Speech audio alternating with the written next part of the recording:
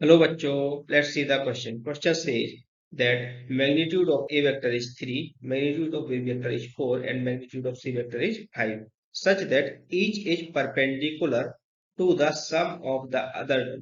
Okay, prove that magnitude of A vector plus B vector plus C vector is equal to 5 into 2. हमें ये चीज करनी है। तो सबसे पहले बात कर लेते हैं की कॉन्सेप्ट की। ठीक है, क्या कौन सा की कॉन्सेप्ट हमारा यहाँ पर अप्लाई होने जा रहा है। ठीक है, तो देखो की कॉन्सेप्ट की अगर हम बात करें तो सबसे पहले हमें एक बात ये समझनी पड़ेगी कि dot product of two perpendicular vectors of two perpendicular vectors is always zero. ठीक है, एक तो हमने ये बात समझ ली कि दो परपेंडिकुलर वेक्टर्स का डॉट प्रोडक्ट कैसा होगा, जीरो होगा। जैसे ए वेक्टर परपेंडिकुलर है बी वेक्टर के, तो इसका मतलब क्या हो जाएगा कि ए वेक्टर का डॉट प्रोडक्ट अगर हम बी वेक्टर के साथ करेंगे तो हमें जीरो मिलने वाला। ठीक है, पहली बात ये।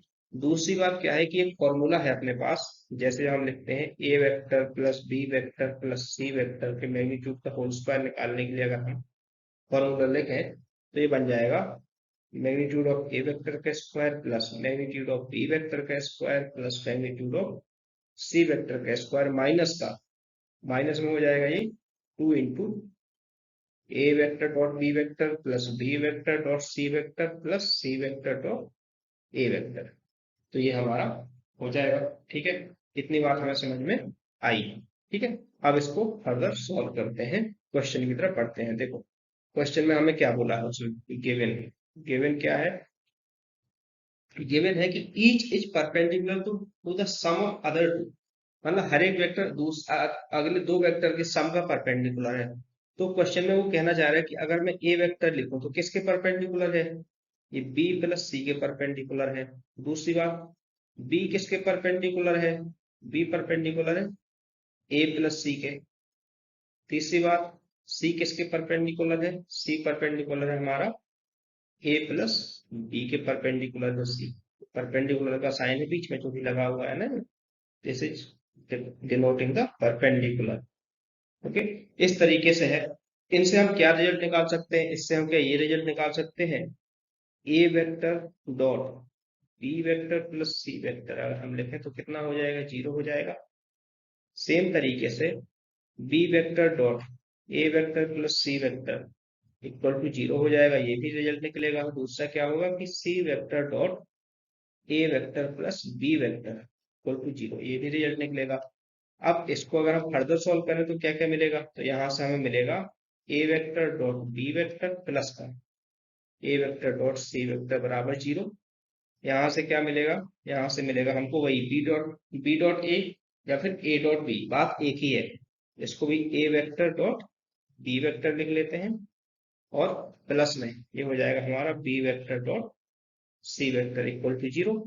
और यहाँ पर लिखते हैं A vector dot C vector plus का क्या हो जाएगा B vector dot C vector equal to zero.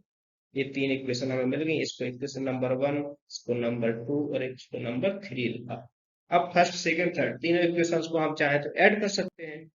Add करेंगे first plus second plus third, तीन इक्वेशंस को हमने ऐड कर, तो इक्वेशंस को ऐड करने पर हमें मिलेगा 2 into A vector dot B vector plus का ये हो जाएगा B vector dot C vector plus का C vector dot A vector equal to zero. और यहां से एक और रिजल्ट मिला कि A vector dot B vector plus B vector dot C vector plus C vector dot A vector is equal to zero. ठीक है, एक तो ये चीज मिल गई हमें, एक ये चीज मिल गई, इसको इक्वेशन नंबर 4 बोल देते हैं हम। ठीक है, अब आते हैं क्वेश्चन की तरफ। क्वेश्चन में उसने कुछ प्रूव करने के लिए बोला है। क्या प्रूव करने के लिए बोला है, इसकी वैल्यू है A vector plus B vector plus C vector के मैग्नीट्यूड का वैल्यू 5√2 है। ठीक है भाई, इसकी वैल्यू निकालेंगे हम, इसका स्क्वायर करते हैं, इसका पूरे का स्क्वायर करें।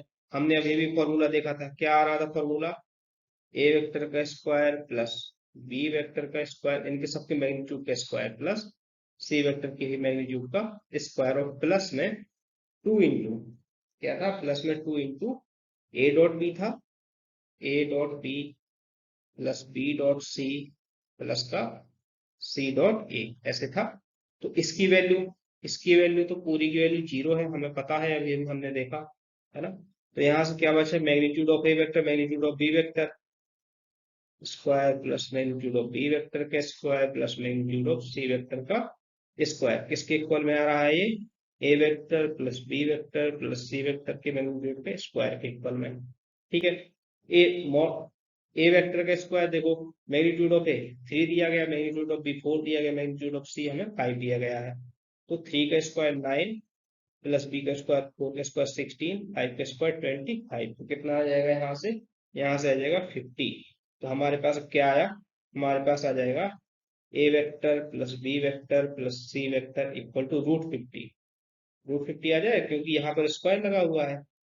ठीक है, और रूट 50 को अगर हम लिखना चाहें तो क्या लिख सकते हैं, 5√2 भी लिख सकते हैं।